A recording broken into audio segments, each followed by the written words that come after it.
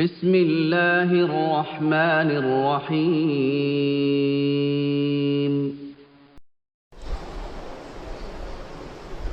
أعوذ بالله من الشيطان الرجيم. بسم الله الرحمن الرحيم. الحمد لله رب العالمين، والصلاة والسلام على أشرف الخلائق أجمعين، سيدنا وسيد الأولين والآخرين، حبيبنا وحبيب إله العالمين، إمام المرسلين وخاتم النبيين، أبي القاسم المصطفى محمد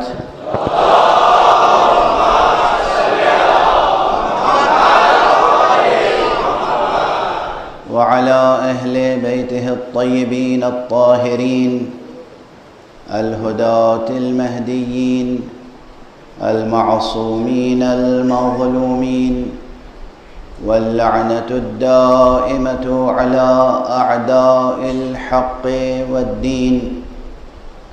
أما بعد، فقد قال الله تعالى عز اسمه في محكم كتابه ومتقن خطابه: بسم الله الرحمن الرحيم. الله نور السماوات والأرض، مثل نوره كمشكاة فيها مصباح، المصباح في زجاجة، الزجاجة كأنها كوكب دري يوقد من شجرة مباركة زيتونة لا شرقية ولا غربية، يكاد زيتها يضيء ولو لم تمسسه نار، نور على نور. صدق الله العلي العظيم.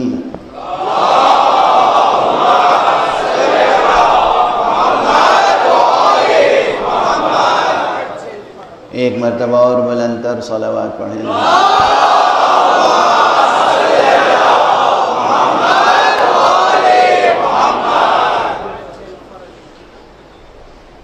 قرآن حکیم جو از اول تا آخر نور ہے، اس دیوان نور کی وہ آیت جس کا نام ہی آیت نور ہو، اس کی کیا شان ہوگی؟ یعنی نور کے مجموعے میں جو سب سے درخشاں نور ہے وہ ہے آیت نور. اگر میں بہت چھوٹا سا طالب علم ہوں، بہت معمولی سا طالب علم، لیکن قرآن کی عظمت یہ ہے اور اس میں گہرائیاں اتنی ہیں کہ اگر پورے 1 سال تک صرف آیت نور پر گفتگو ہو تو یہ گفتگو جاری رہ سکتی ہے. کم از کم یہ کلام کسی بشر کا کلام تھوڑی ہے، کلام خالق بشر ہے اور کلام خالق کلام ہے. کلام خالق کلام ہے. اور پھر شان یہ ہے بھئی قرآن مجید کی ہر آیت نور ہے. خدا کی قسم یاد رکھیے گا، یہ پھر جوڑ رہی ہے بات وہاں سے کہ قرآن کی تلاوت کریں یا صرف ترجمہ پڑھ لیں. ترجمے کی اپنی اہمیت ہے، ترجمہ ضرور پڑھیں، مگر یہ اصل متن قرآن جو لوگ صاحب بصیرت ہوتے ہیں. دیکھیے، اس چشم سر کی خصوصیت ہے بصارت اور چشم دل کی خصوصیت ہے بصیرت. جو لوگ صاحب بصیرت ہوتے ہیں وہ دیکھ سکتے ہیں کہ جب انسان قرآن مجید کی تلاوت کرتا ہے تو کیسی نورانیت پیدا ہوتی ہے. بسم اللہ الرحمن الرحیم کہنے سے کیا نور بکھرتا ہے. الحمدللہ رب العالمین کہنے سے کیا نور بکھرتا ہے. یہ مبالغہ نہیں ہے، یہ شاعری نہیں ہے. خدا کی قسم قرآن مجید کی تلاوتیں کریں اور اپنے گھر کو، اپنے در کو، اپنے سینے کو، اپنے قلب کو، اپنے باطن کو، اپنے سر کو، اپنے خفی کو، اپنے اخفا کو نور بخشیں. خود اپنی ذات کو اور ماحول ذات کو نورانی بنائیں. ماحول زندگی تاریک ہے. کیوں تاریک ہے؟ اس لیے کہ امت نے قرآن کو چھوڑ رکھا ہے. قرآن از اول تا قرآن مجید کا ہر حرف نور ہے، ہر حرکت نور ہے، ہر نقطہ نور ہے. یہ اس کا معجزہ ہے. وہ جب چاہتا ہے تمام انوار کو سمیٹ کر ایک نقطے میں سمو دیتا ہے، اور جب وہ چاہتا ہے تو درجہ بدرجہ، رتبہ برتبہ، افق بافق، نظر بنظر انوار بکھرتے چلے جاتے ہیں. اور سب سے اوپر پھر نظر آتا ہے وہ شجر نور جس کا تذکرہ ہے آیت نور. صلوات پڑھ دیجئے محمد و آلہ.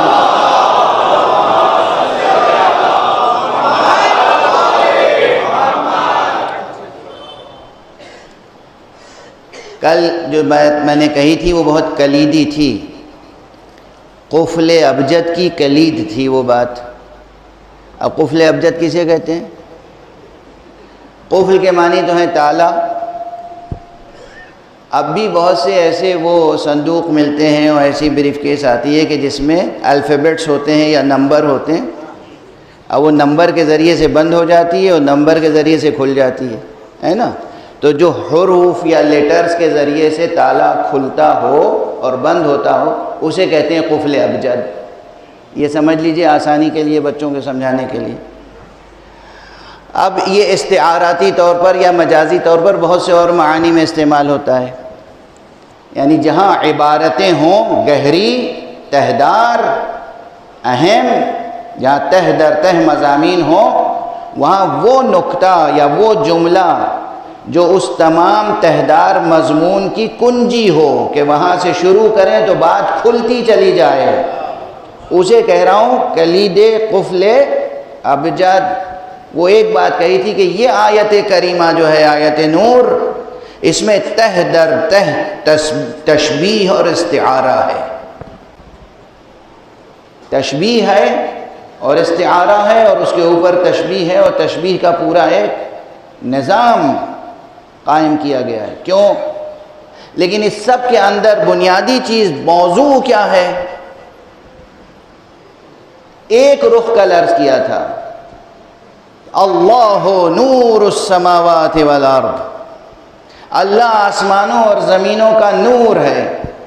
تو بعض مفسرین نے اس کے بہت سامنے کے معنی لیے، اور وہ معنی یہ ہے کہ دراصل اس کے معنی ہے کہ اللہ آسمانوں اور زمینوں کا منور ہے، یعنی ہر شے کو نور بخشنے والا ہے، نور عطا کرنے والا ہے، روشن کرنے والا ہے.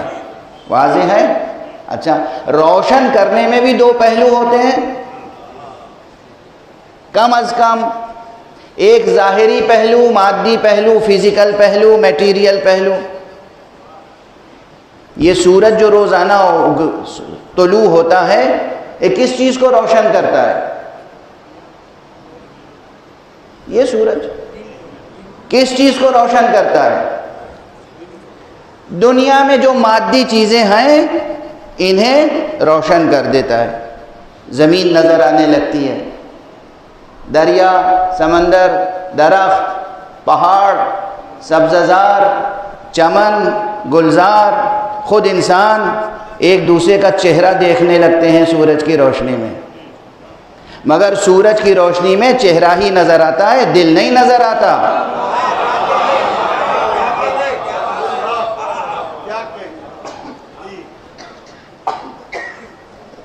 اتنی بات تو آسانی سے سمجھ میں آ گئی نا. ایک شخص ہے آپ اسے اپنا دوست سمجھتے ہیں برسہ برس سے، پتہ نہیں دوست ہے یا نہیں۔ ایک شخص ہے، آپ اسے دشمن سمجھتے ہیں لیکن حقیقتاً پتہ نہیں وہ دشمن ہے یا نہیں۔ کبھی کبھی صرف خوش فہمیاں اور غلط فہمیاں اپنا رول پلے کرتی رہتی ہیں، کہیں خوش فہمیاں نور بکھیرتی ہیں اور کہیں غلط فہمیاں تاریکیاں پیدا کر دیتی ہیں۔ تو آپ سمجھ رہے ہیں کہ یہ میرا دوست ہے اور یہ میرا دشمن، روزانہ سورج کی روشنی میں اسے دیکھتے ہیں، مگر سورج کی روشنی میں نہ غلط فہمی دور ہوتی ہے نہ خوش فہمی کافور ہوتی ہے۔ اب کوئی ایسی روشنی بھی ہونی چاہیے نا جو اس چہرے پہ پڑا ہوا نقاب ہٹا دے، جو اس چہرے پر پڑا ہوا حجاب ہٹا دے، نظر آئے کہ بھئی یہ شخص جسے ہم دوست سمجھ رہے تھے یہ دراصل دوست نہیں ہے، دشمن ہے۔ یہ شخص جسے ہم دشمن سمجھ رہے تھے یہ دشمن نہیں ہے، یہ تو بہت اچھا انسان ہے، اس کے دل میں تو ہماری کوئی دشمنی نہیں ہے، یہ تو ہمارا دوست ہے۔ یہ باطن کی حقیقت، یہ کردار کی حقیقت، یہ سیرت کی حقیقت، یہ نیتوں کو روشنی بخشنا اس سورج کا کام نہیں ہے، اس کے لیے کوئی اور سورج چاہیے۔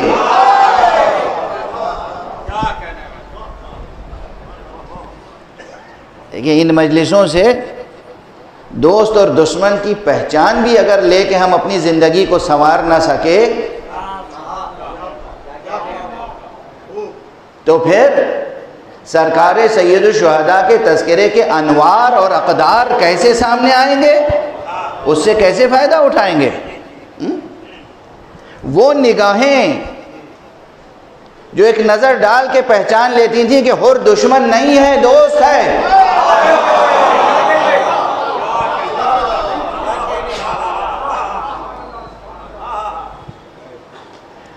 ان نگاہوں میں کون سا نور ہے؟ یہ سورج کا دیا ہوا نور نہیں، وہ تو خیر وہ ہے کہ جو خود سراپا نور ہے، وہ تو وہ ہے کہ جو ظاہر سے باطن تک اور باطن سے ظاہر تک نور ہے۔ یہ تو وہ ہے کہ جس کا شجرہ شجرہ نور ہے، جو نور کے صلب سے پیدا ہوا، نور کی کوکھ سے پیدا ہوا، نور کے آغوش پروان چڑھا، اور جس کی نسل میں قیامت تک نور علی نور۔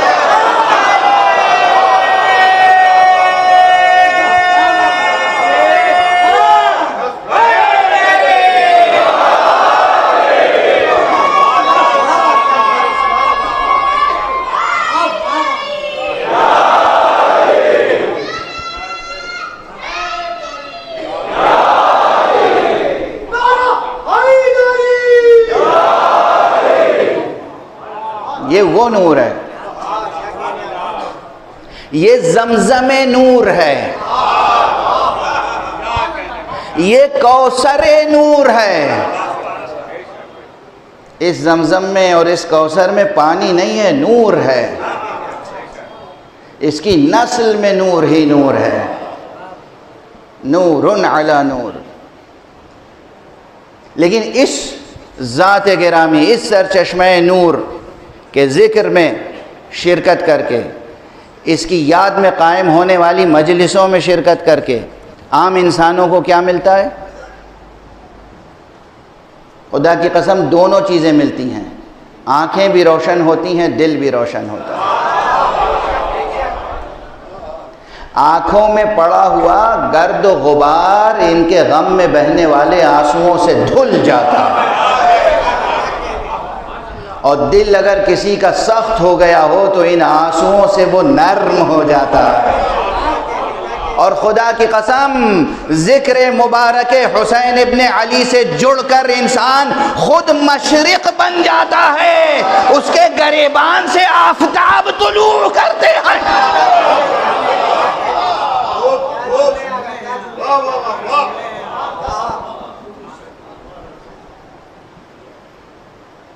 اسے پھر عرض کر رہا ہوں، خطابت و شاعری نہ سمجھیے گا، اس تذکرے کا مقصد ہی یہی ہے، آپ اپنے کو تو پہچانیں، اپنے کو پہچانیں۔ خدا بے نیاز ہے، خدا کی قسم، بے نیاز، بے غرض، بے نیاز، غنی علی الاطلاق، ہر شے سے مستغنی۔ وہ اپنے آپ کو پہچنواتا کیوں ہے؟ اسے شوق ہے پہچنوانا جائے۔ ایک بہت عام کانسیپٹ ہے کہ اسے شوق ہے کہ وہ پہچانا جائے۔ نعوذ باللہ، نعوذ باللہ، 100,000 بار نعوذ باللہ۔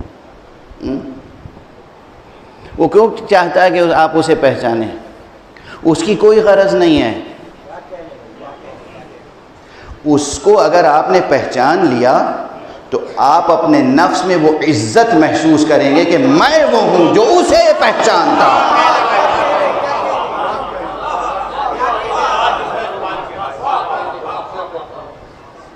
واضح ہے؟ عرض یہ کر رہا تھا کہ ذکر مبارک حضرت سید الشہداء ابو عبداللہ الحسین علیہ السلام،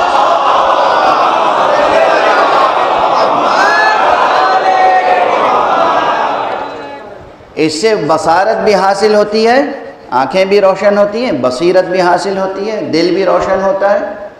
اور جو اس ذکر سے جڑ جائے حقیقت میں، رسماً نہیں، تجارت کی نیت سے نہیں، کاروباری ذہن لے کر نہیں، شہرت کی غرض سے نہیں، کسی اور غرض سے نہیں، اس کا وجود نورانی ہو جاتا ہے۔ اور اس سب نور کا سرچشمہ کیا ہے؟ حق سبحانہ و تعالیٰ سے نسبت۔ اس نسبت کو قائم رکھیں، اس شناخت اور پہچان کو قائم رکھیں۔ اللہ نے کیوں اپنے کو پہچانوایا؟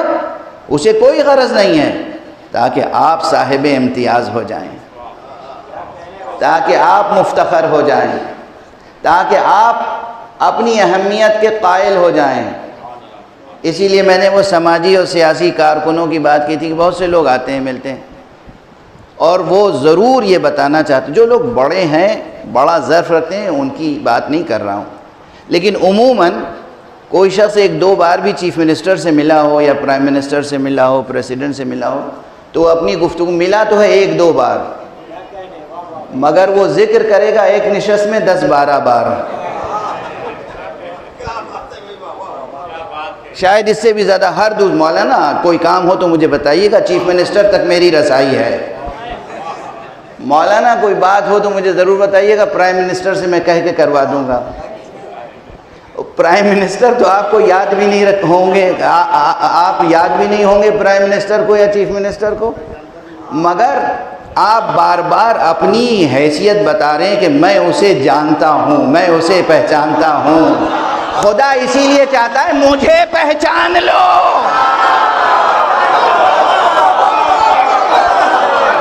ناز کرنا ہو تو اس پر ناز کرو کہ میں خدا کو پہچانتا ہوں۔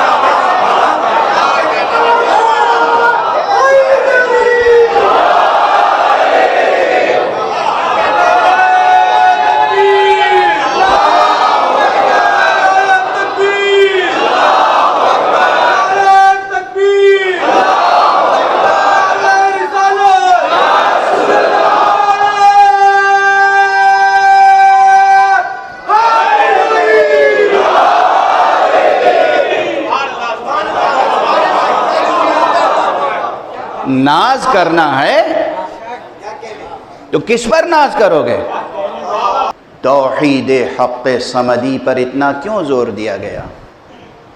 کلمہ لا الہ الا اللہ پر اتنا کیوں زور دیا گیا؟ افسوس ہوتا ہے کہ بعض اسکولوں میں، بعض مدرسوں میں، بعض پاٹھشالاؤں میں کوئی کلمہ لا الہ الا اللہ کہہ دے تو لوگ برا مان جاتے ہیں اور ایک ایشو کھڑا کر دیتے ہیں۔ نہیں، ایسا نہ کیجئے۔ وہ اللہ، وہ ایشور، وہ خدا، وہ جو اس پوری سنسار کا، اس پوری کائنات کا بنانے والا ہے، اس کو سب سے زیادہ یاد رکھنے کی ضرورت ہے۔ اس کو آپ کی ضرورت نہیں ہے، آپ کو اس کی ضرورت ہے۔ توحید، خدا شناسی اور صرف اس لیے خدا، آپ سمجھتے ہیں لا الہ الا اللہ کہتے ہیں تو خدا کو سرور آ جاتا ہے، وہ خوش ہوتا ہے؟ محتاج ہے وہ۔ آپ اللہ اکبر کہتے ہیں تو اسے بڑائی مل جاتی ہے، آپ اس کے سامنے جھک جاتے ہیں تو وہ عظیم ہو جاتا ہے، آپ اس کے سامنے سجدہ کرتے ہیں تو وہ اعلیٰ ہو جاتا ہے۔ آپ یہ سمجھتے ہیں؟ جتنی آپ کے پیشانی اس کے سامنے جھکے گی اتنی ہی آپ سرفراز ہوں گے۔ خدا کی قسم، جو اخلاص کے ساتھ، معرفت کے ساتھ، خلوص کے ساتھ، اپنے پورے ارادے اور اختیار کے ساتھ خدا کے سامنے سجدے میں اپنی پیشانی رکھ دے اس خاک پر، پھر وہ خدا کے علاوہ دنیا کی کوئی طاقت اس کے سر کو اپنے سامنے جھکا نہیں سکتی۔ جب بھی کوئی جھکانا چاہے گا تو اسے ایک کرن کی طرح، بلکہ ایک نور کے سر چشمے کی طرح ایک اس کے سامنے جملہ آئے گا، ان مثلی لا یبایع مثلا، مجھ جیسا اس جیسے کی بیعت نہیں کرتا۔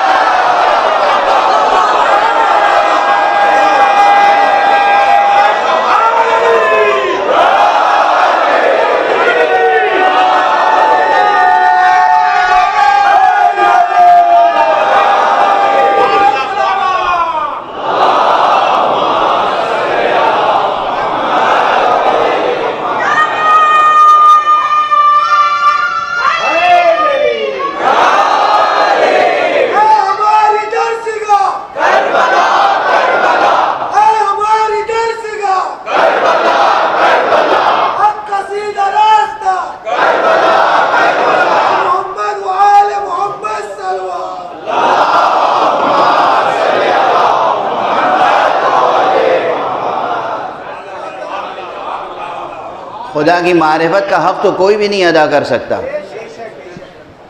لیکن ذرا سی بھی خدا کی شناخت ہو جائے، ذرا سی معرفت حاصل ہو جائے، ذرا سا رشتہ برقرار ہو جائے خدا سے، تو خدا کی قسم پھر ہر انسان کی یہ کیفیت ہو سکتی ہے، ہم تمہارے سامنے کیوں سر جھکائیں، ہم خدا رکھتے ہیں،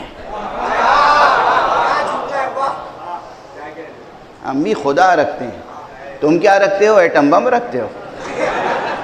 تم کیا رکھتے ہو؟ توپیں بہت اچھی بناتے ہو؟ تم کیا رکھتے ہو؟ پیٹرول رکھتے ہو؟ تم کیا رکھتے ہو؟ گیس رکھتے ہو؟ تم کیا رکھتے ہو؟ بہت بڑی فوج رکھتے ہو؟ ہم بھی خدا رکھتے ہیں۔ صلوات پڑھ دیجئے محمد۔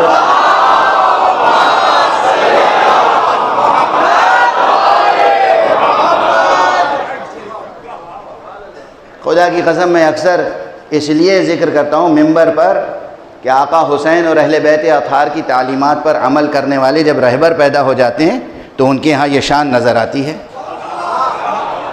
مشرق ہو یا مغرب، پوری دنیا جھکانے کی کوشش کرتی ہے مگر یہ کبھی جھکتا نہیں ہے۔ سر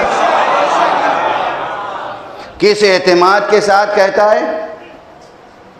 کس اعتماد کے ساتھ؟ جو دنیا کا سب سے بڑا مغرور ملک ہے اس کو لقب ہی دے دیا شیطان اکبر کا۔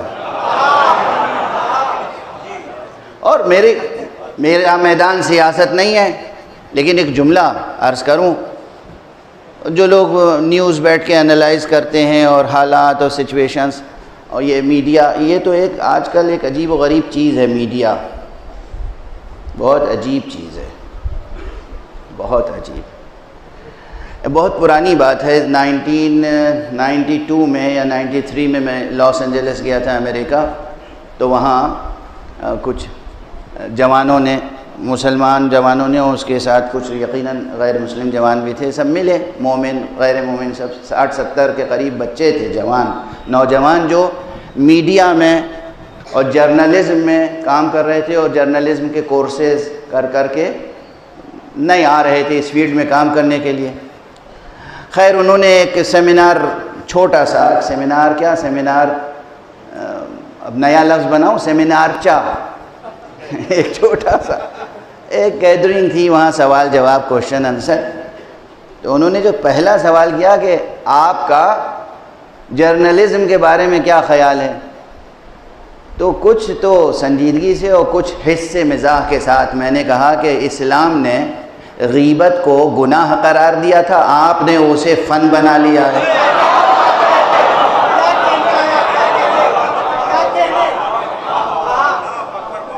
اسلام نے غیبت کو حرام قرار دیا تھا، آپ نے اس کو انڈسٹری بنا دیا۔ تو یہ میڈیا جو ہے اور جرنلزم آج واقعاً، پہلے جو جرنلسٹ تھے نا، جب ہمارے ملکوں میں آزادی کی لڑائی لڑی گئی، اس زمانے میں جو سیاسی لیڈر ہوتے تھے، جو سماجی کارکن ہوتے تھے، جو ہیومینیٹیرین سروسز کرنے والے لوگ ہوتے تھے، اور ایون جو جرنلسٹ ہوتے تھے، وہ جرنلزم کو بھی عبادت سمجھ کے کرتے تھے کہ ہمیں جھوٹی خبریں نہیں شائع کرنی ہیں، ہمیں صحیح بات پہنچانی ہے عوام تک، ہمیں ظلم کا مقابلہ کرنا ہے، ہمیں حق بات کہنی ہے اور حق کا پرچم بلند رکھنا ہے۔ وہ قلم کی حرمت اور ناموس سے واقف تھے، جان دے دیتے تھے، سزائیں کاٹتے تھے، مگر غلط پروپیگنڈے کا حصہ نہیں بنتے تھے۔ وہ بھی جرنلسٹ تھے۔ ہمارا سلام ہو ان جرنلسٹوں کو اور میڈیا کے ان عظیم کام کرنے والوں کو۔ لیکن اب آج کل صورتحال کچھ بدل گئی ہے، تو کچھ کی کچھ خبریں نشر ہوتی رہتی ہیں، انالائز کرتے ہیں ملکوں کے بارے میں، حقیقت کچھ ہے، پہلے سے آپ پریڈکشنز پہ پریڈکشنز کیے جا رہے ہیں۔ میں 100% اندر کی بات بتا رہا ہوں، سبحان اللہ۔ کوئی کیس سپریم کورٹ میں چل رہا ہے، وہ ججز تو محترم ججز بعد میں فیصلہ کریں گے، یہ جو میڈیا میں ٹیلی ویژن اینکرز ہیں یہ لوگ پہلے ہی فیصلہ سنا دیتے ہیں۔ ہے نا یہ مصیبت؟ سپریم کورٹ کے لیے بھی یہ مصیبت ہے، سپریم کورٹ کے لیے بھی یہ مصیبت ہے، عوام کے لیے بھی مصیبت ہے۔ بہرحال اللہ کرے کہ یہ میڈیا اور جرنلزم کا فن اپنی عظمتوں اور حرمتوں کے ساتھ باقی رہے۔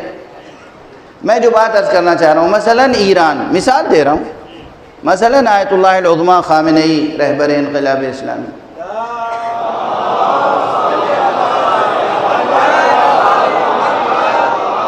اب تجزیے ہوتے رہتے ہیں اور خود ہماری قوم ٹکڑوں میں بٹ گئی ہے۔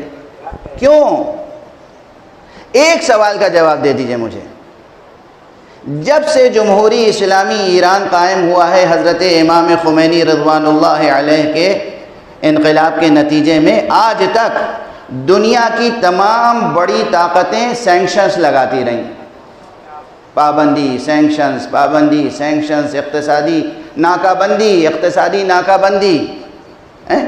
اس کے باوجود جنہیں یہ سمجھتے تھے کہ یہ علماء، یہ عمامہ رکھنے والے، یہ حکومت کیا چلائیں گے، یہ سیاست کیا کریں گے، یہ ملک کیا چلائیں گے، دوسرے ملکوں پہ جن پہ پابندیاں نہیں ہیں، دیکھیے کہ وہ اقتصادی طور پر ناکام ہوتے جا رہے ہیں۔ چھوٹے بڑے ملکوں کو دیکھ لیجئے، اقتصادی طور پر ناکام، سری لنکا سے لے کے اور بہت سے ملکوں کو دیکھ لیجئے، کچھ ناکام ہو چکے ہیں، کچھ ناکام ہیں مگر مان نہیں رہے ہیں ابھی کہ ہم ناکام ہیں۔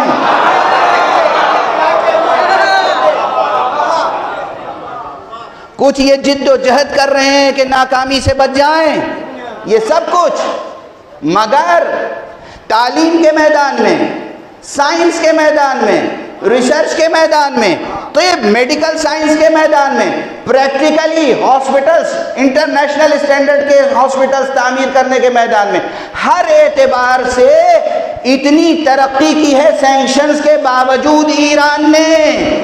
میں کہتا ہوں یہ صرف معجزہ ہے اس پرچم کا جس پر لا الہ الا اللہ لکھا ہوا ہے، اور اس رہبر کی تاثیر ہے جس کے دل پر لا الہ الا اللہ لکھا ہوا ہے۔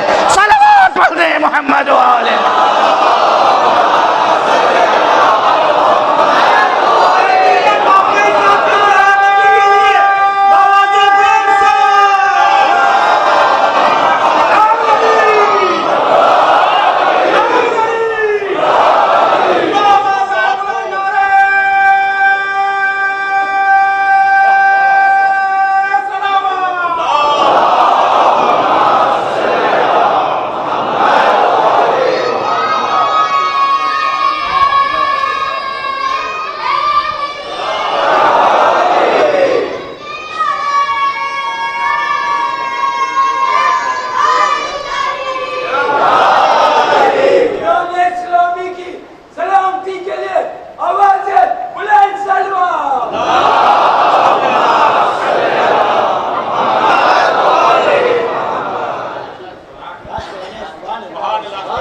حالات سامنے ہیں. کس کا معجزہ ہے؟ توحید حق سمدی. ہم خدا رکھتے ہیں، ہم امریکہ کے سامنے کیوں جھک جائیں؟ ہم خدا رکھتے ہیں، ہم کسی اور کے سامنے کیوں جھک جائیں؟ ارے ہم کسی کے سامنے جھک جائیں تو خدا کو کیا جواب دیں گے؟ ہم خدا رکھتے ہیں، ہم کلمہ طیبہ رکھتے ہیں، اور ہم تو وہ ہیں جو کلمہ طیبہ بھی رکھتے ہیں، شجرہ طیبہ بھی رکھتے ہیں. کلمہ طیبہ بھی رکھتے ہیں، شجرہ طیبہ بھی رکھتے ہیں. وہ شجرہ طیبہ جس کی جڑ نور، تنا نور، شاخیں نور، پتے نور، کلیاں نور، پھول نور، پھل نور. شجرہ کیا ہے؟ نور علی نور.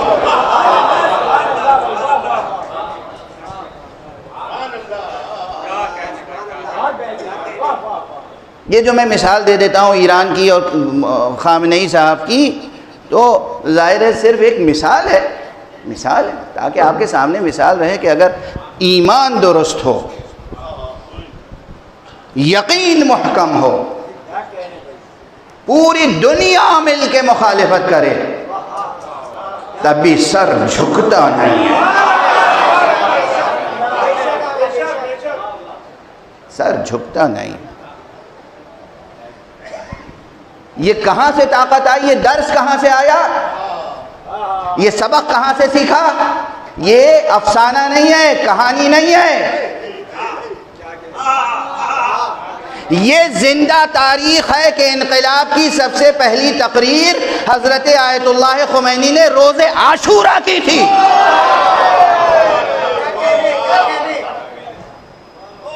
روز عاشورہ حسینی. اس کے معنی کیا ہے؟ دست ادب جوڑ کے عرض کر رہا ہوں، جہاں تک میرے عزاداران حسینی سماعت فرما رہے ہیں، عزاداری سوگواری ہے، عزاداری غم منانا ہے، عزاداری آنسو بہانا ہے، عزاداری ماتم کرنا ہے، مگر عزاداری دشمن کے آگے سر تسلیم خم کرنا نہیں ہے.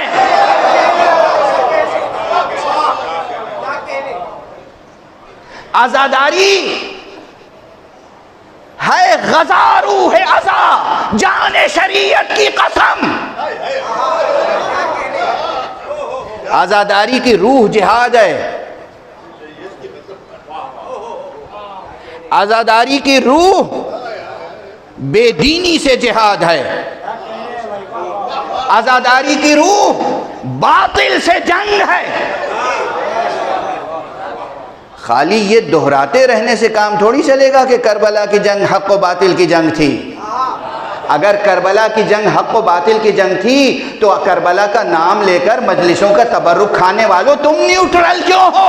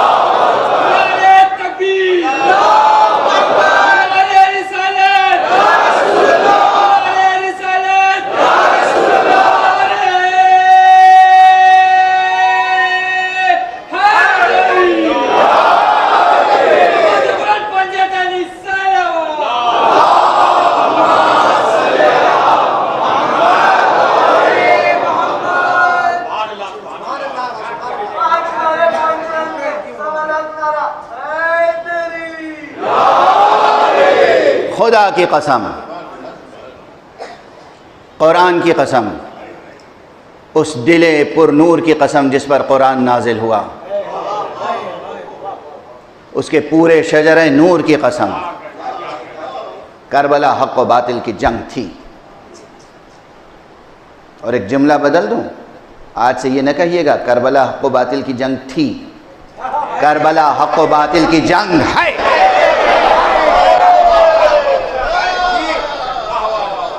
کربلا کی جنگ ختم نہیں ہوئی ہے، ہر ایک کو طے یہ کرنا ہے کس کے لشکر میں شریک ہونا ہے۔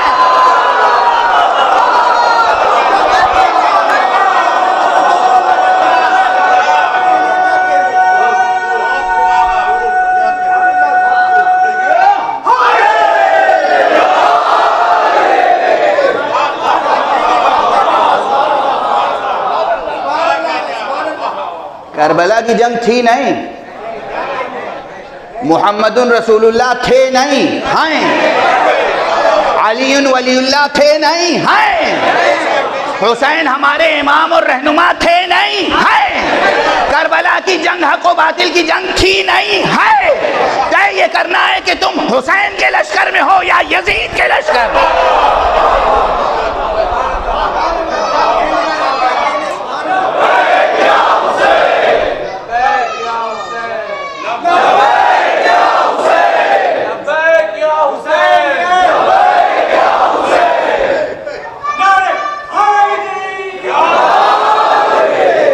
ہر شخص، ہر فرد، ہر مرد، ہر عورت، ہر وہ بچہ جو سن تمیز تک پہنچ چکا ہو، ہر وہ بچہ جو سفید اور کالے رنگوں کو پہچانتا ہو،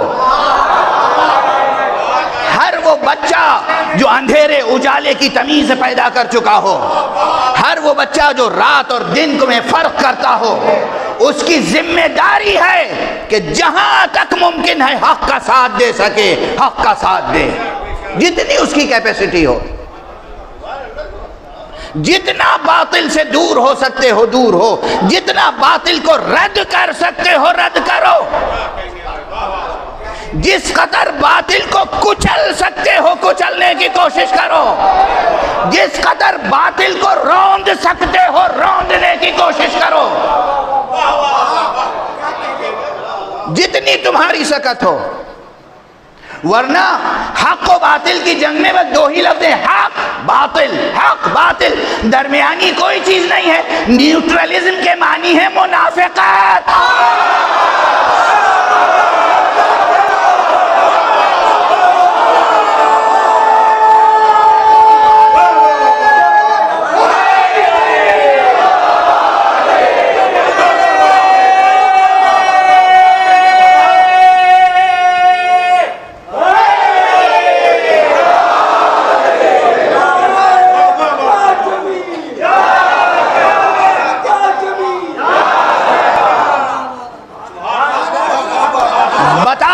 دنیا کو کہ ہم خدا رکھتے ہیں، اٹھو اور بتاؤ کہ ہم خدا رکھتے ہیں۔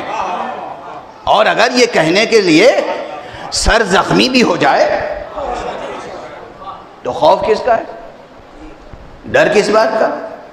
محبت ہے اس زندگی سے؟ یہی کمزوری ہے۔ ساری کمزوری یہی ہے، ساری کمزوری انسان کی یہ ہے کہ محبت ہے کس سے؟ اس زندگی سے۔ زندگی سے تو عشق ہونا چاہیے، مگر اس زندگی سے نہیں، اس زندگی سے۔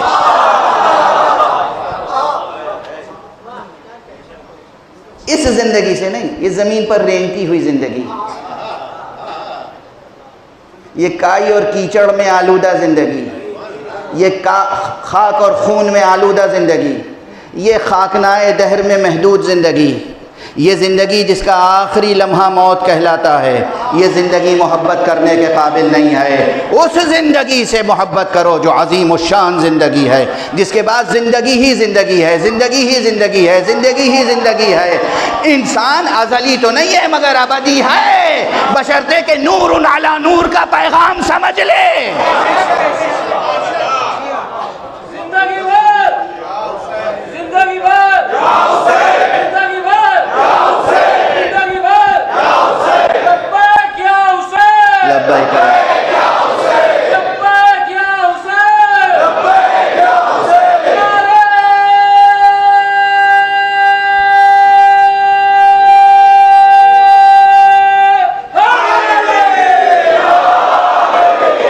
عزیزو فرش عزا سے اٹھو تو بتاؤ دنیا کو کہ ہم خدا رکھتے ہیں۔ اور جب کوئی پوچھے کہ کس نے کہا تم سے کہ خدا بھی ہے، کہنا حسین نے کہا ہے۔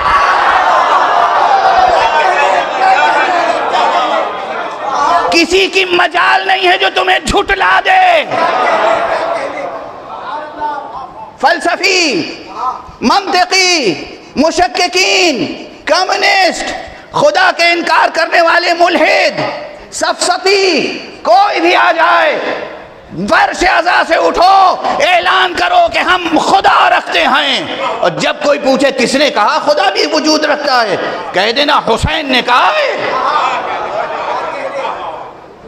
یہ نہ کہنا سقراط کی یہ دلیل ہے اور بقراط کی وہ دلیل ہے، اور فلسفی افلاطون نے یہ کہا اور ارسطوٹل نے یہ کہا اور حکیم نے یہ کہا اور فلسفی نے یہ کہا اور علامہ نے یہ کہا۔ نہیں، ایک جواب ہو، خدا ہے، یہ ہمیں حسین نے بتایا ہے۔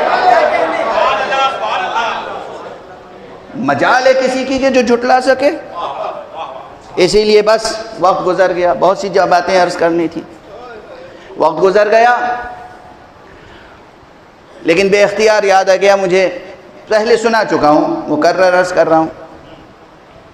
جوش ملیح آبادی نے ایک جگہ کہا ہے کہ ثبوت حق کے لیے ہم ایسے اہل نظر کو ثبوت حق کے لیے اگر رسول نہ آتے تو صبح کافی تھی۔ صبح یہ بات کہہ چکا ہوں میں کہ صبح ہو، شام ہو، ظہر ہو، ہر گزرتا ہوا لمحہ وجود خدا پر ایک دلیل ہے۔ لیکن انہی لمحوں میں لوگ سانسیں لیتے رہتے ہیں اور خدا کا انکار کرتے رہتے ہیں۔ ہر ذرہ خدا کے وجود پر دلیل ہے، مگر ذروں کے اوپر چلتے رہتے ہیں اور خدا کا انکار کرتے رہتے ہیں۔ تو اس فقیر نے کہا تھا، انہوں نے کیا کہا کہ ہم ایسے اہل نظر کو ثبوت حق کے لیے اگر رسول نہ آتے تو صبح کافی تھی۔ اس فقیر نے کہا ہے نہ مدرسے نہ مساجد، نہ فلسفہ نہ کلام، نہ مدرسے نہ مساجد، نہ فلسفہ نہ کلام، ثبوت حق کے لیے بس حسین کافی ہے۔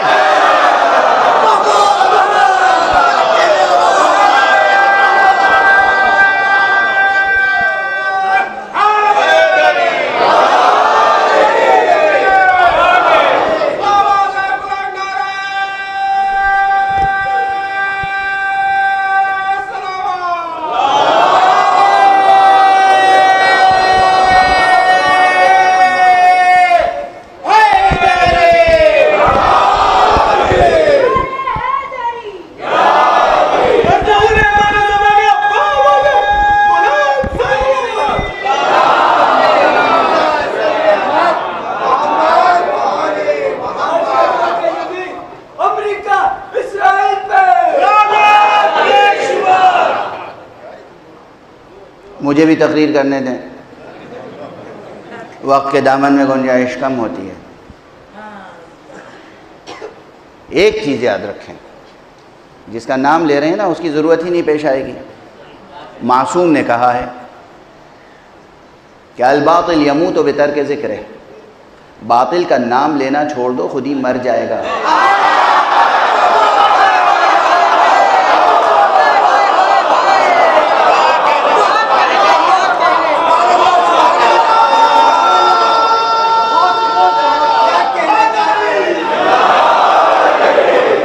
یہ میں نہیں کہہ رہا ہوں، مولا نے کہا ہے، معصوم کا پیغام ہے۔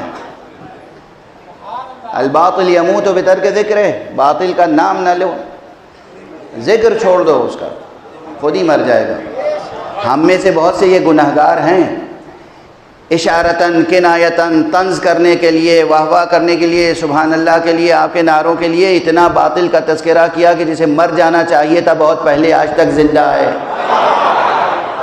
یعنی کم سے کم اس کا نام زندہ ہے، تذکرہ ہوتا ہے، لوگ اس کے بھی حمایتی کھڑے ہو جاتے ہیں کہیں نہ کہیں سے۔ نہیں، حق کا بیان کرو، حق سے وابستہ ہو جاؤ، ثبوت دو زبان سے لے کر عمل تک کہ حسینی ہو، عزادار ہو۔ عزادار کے معنی کیا ہے غزہ، غزہ یعنی غزوہ، جنگ، جہاد، جد و جہد، کوشش، جنگ ہے غزہ، روح عزا۔ ہے غزہ روح ازا. یہ غزہ غذا نہیں ہے، غزہ ہے. غین زے الف دال دال والا غذا نہیں ہے، یہ رے زے والا زے ہے. ہے غزہ روح ازا جان شریعت کی قسم. یہ یاد رکھیں آپ. بے دینی کے خلاف کام کرنے کا نام ہے عزاداری، باطل کے خلاف کام کرنے کا نام ہے عزاداری. آنکھوں میں آنسو ہو مگر دل میں کمزوری نہ ہو، ہاتھوں میں اتنی قوت ہو کہ جب مولا کی مرضی ہو علم ہاتھ میں اٹھائیں اور جب مولا کی مرضی ہو شمشیر ہاتھ میں اٹھا لیں. مولا کی پابند. زندگی کی ضرورتیں پوری ہونی چاہیے، انسانوں کی خدمت ہونی چاہیے، ماحول زندگی کو شر سے پاک کرنا ہے، ماحول زندگی کو انسان دوست ماحول بنانا ہے. اور انسان دوست ماحول یعنی حق پسند ماحول. بس گفتگو ختم کر رہا ہوں، روک رہا ہوں. بہت کچھ عرض کرنا چاہتا تھا لیکن تسلسل بیان کچھ اس طرف آگے بڑھتا چلا گیا. اس طرح مجلسوں میں آپ جس طرح انہماک سے شرکت کر رہے ہیں، تمام مجلسوں کی بات کر رہا ہوں، مجلسوں میں شرکتیں کم نہ ہوں.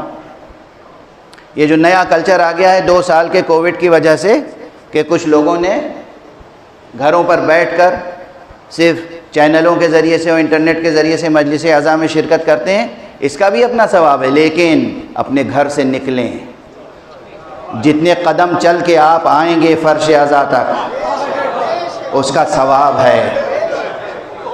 مجلس میں شرکت کریں. ان مجلسوں میں معصوم کے انوار شریک ہوتے ہیں، ان مجلسوں میں ملائکہ شریک ہوتے ہیں، ان مجلسوں میں فرشتے شریک ہوتے ہیں. ان مجلسوں کی سعادتوں اور برکتوں کو اپنے دامن میں سمیٹیں، مجلسوں میں شرکت کریں. اور جو پیام حسینی کو لے کر، جو پرچم حسینی کو لے کر جلوس اعضاء برآمد ہوتے ہیں، ان میں بھی شرکت میں کمی نہ آئے. ہاں، صفائی سے، ڈسپلن سے، احتیاط سے، سب کو پیغام حسین دینے کے لیے آپ کی آنکھوں میں آنسو ہوں اور ساری انسانیت کے لیے آپ کے دل میں ہمدردی ہو. اس طرح شریک ہوں. مجھ سے آج التماس کرنے والوں نے ایک عجیب و غریب نام یاد دلا دیا کہ ان کے لیے سورہ فاتحہ پڑھواؤں. مجلس کے بعد انشاءاللہ سورہ فاتحہ بھی پڑھیے گا اور ان کی روح کی بلندی کے لیے دعا کیجیے گا. اس بمبئی میں عزاداری کے فروغ میں اور خصوصیت کے ساتھ جو جلوس اعضاء ہے، شام غریباں کا جلوس، عاشور کا جلوس اور جتنے بھی جلوس نکلتے ہیں، ان جلوسوں کو قائم کرنے میں اور فروغ دینے میں حضرت علامہ عباس رضوی مرحوم کا بہت کنٹریبیوشن ہے. بھلائیے گا نہیں اس نام کو. ان کے لیے سورہ فاتحہ سے ان کی روح کو شاد کیجیے گا اور جلوسوں میں شرکت کیجیے گا خصوصیت کے ساتھ. مجلس اعضاء حسین اور جلوس حسین، جلوس ماتم، جلوس اعضاء، اس کی رونق میں کمی نہ آنے پائے. اگر کوئی کمی آ گئی تو ہم امام کو منہ دکھانے کے قابل نہیں رہے.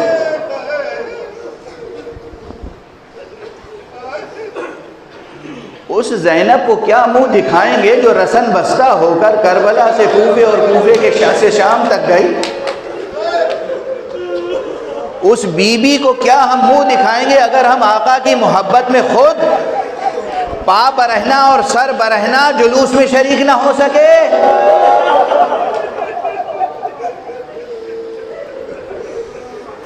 اعلان نام حسین و پیغام حسین بہت بڑا مذہبی فریضہ بھی ہے، انسانی فریضہ بھی ہے. ہر انسان کو یہ بتانا ہے کہ امام حسین کون تھے. امام حسین وہ تھے جنہوں نے انسان کی حقیقی آزادی اور حریت کے لیے، انسان کی سربلندی کے لیے، انسان کی سرفرازی کے لیے، اقدار انسانی کے لیے، ہیومن ویلیوز کے لیے، امن اور انصاف کے لیے، پیس اور جسٹس کے لیے اور فریڈم کے لیے قربانی دے دی. اور کیسی کیسی قربانیاں اور کیسی کیسی مثالیں قائم کی. بس چند جملے کہہ کر گفتگو کو تمام کر دوں. ویسے تو یہ جملہ یاد رکھیے گا اس فقیر کا کہ ہمارے یہ معصومین تو وہ ہیں جو سراپا نور ہیں، عرش نشیں ہیں، فلک نشیں ہیں، فردوس نشیں ہیں، مالک فردوس ہیں، انہیں اس خاک نائے دہر میں آنے کی کیا ضرورت تھی؟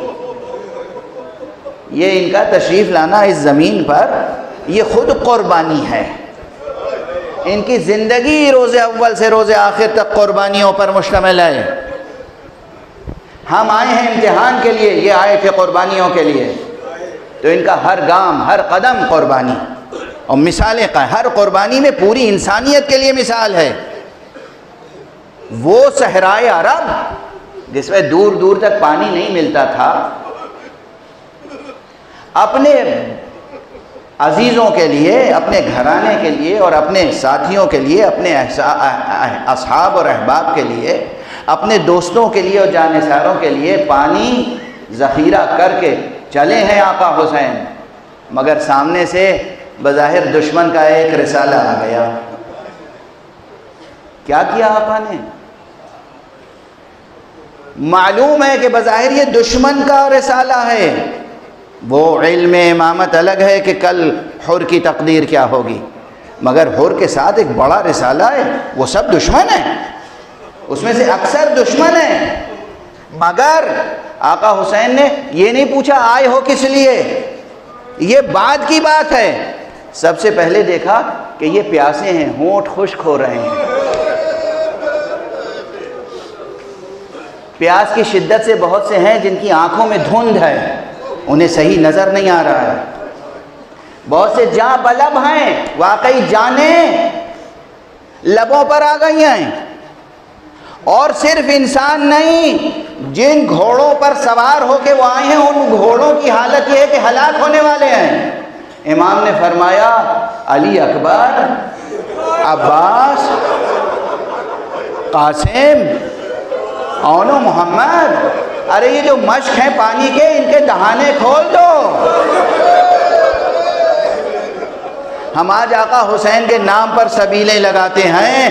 آقا حسین نے جس موقع پہ سبیل لگائی تھی دشمنوں کے لیے، حملہ آور ہونے والے لشکر کے لیے.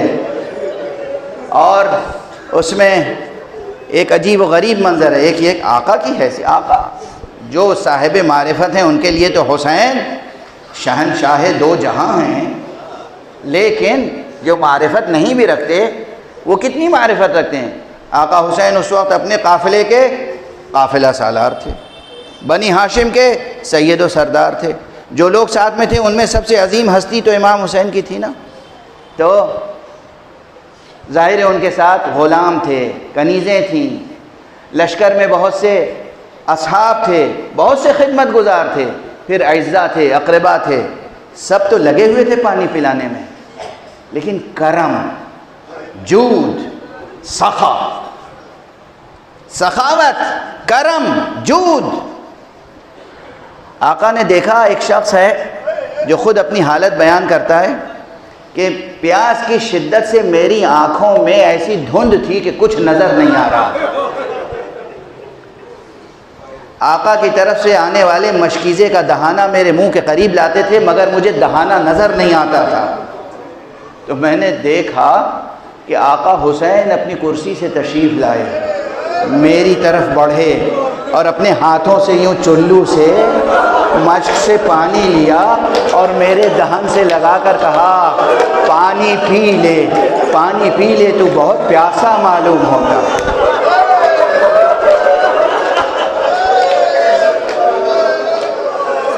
قربان ہو جائیں ہماری جانیں اس سید الشہداء ابو الشہداء ابو عبداللہ الحسین پر. وقت ختم ہو گیا، بس یہی جملہ کہتا ہوں اور سارے ذاکرین کہتے ہیں یہ وہ حسین ہیں جنہیں علم ہے کہ روز عاشوراء خیام حسینی سے ایک ہی آواز بلند ہو رہی ہوگی، ہر بچے کی زبان پر ہوگا العطش العطش. بچے کہہ رہے ہوں گے بھیا علی اکبر العطش، بچے کہہ رہے ہوں گے چچا عباس العطش. اور یہ جانے والے بھی جنگاہ کربلا میں ایک ایک کر کے جائیں گے اور پیاسے اپنا سر نظر مولا کر دیں گے. انا للہ وانا الیہ راجعون رضا بقضائہ وتسلیما لامرہ۔ پروردگار ہمیں علوم قرآن اور معارف اہل بیت سے آشنا فرما۔ پروردگار معبود ملت اسلامیہ کو بلا تفریق مسلک محمد اور آل محمد کی تہذیب کے سانچے میں ڈھال دے۔ پروردگار میرے معبود تمام عالم انسانیت میں بے چینی ہے، ہر جگہ بد امنی ہے۔ معبود انسانوں کو امن اور عافیت عطا فرما۔ پروردگار شر کا خاتمہ کر دے۔ پروردگار خیر و برکت کو فروغ عطا فرما۔ پروردگار نقش باطل مٹا دے۔ پروردگار نقش حق کو نمایاں سے نمایاں تر فرما۔ پروردگار عالم انسانیت میں جو بھی اچھے رہنما اور لیڈر کام کر رہے ہیں ان کی تائید فرما۔ ہمارے سروں پر حضرت آیت اللہ العظمیٰ سید علی حسینی خامنئی کا سایہ برقرار رکھ۔ پروردگار حضرت آیت اللہ العظمیٰ سید علی حسینی سیستانی کا سایہ برقرار رکھ۔ پروردگار جو اچھے علماء خدمت کر رہے ہیں ان کو صحت عطا فرما، عافیت عطا فرما۔ حضرت حجت الاسلام والمسلمین مولانا حسنین کناروی صاحب کو اور صحت عطا فرما۔ پروردگار جتنے بھی بیمار ہیں مریض ہیں انہیں صحت عطا فرما۔ معبود پروردگار اپنے ولی آخر کو اذن ظہور عطا فرما اور ان کے ہاتھوں سے اپنی رحمت و رافت و عدالت کا پرچم لہرا۔ بیٹا کل سے پلیز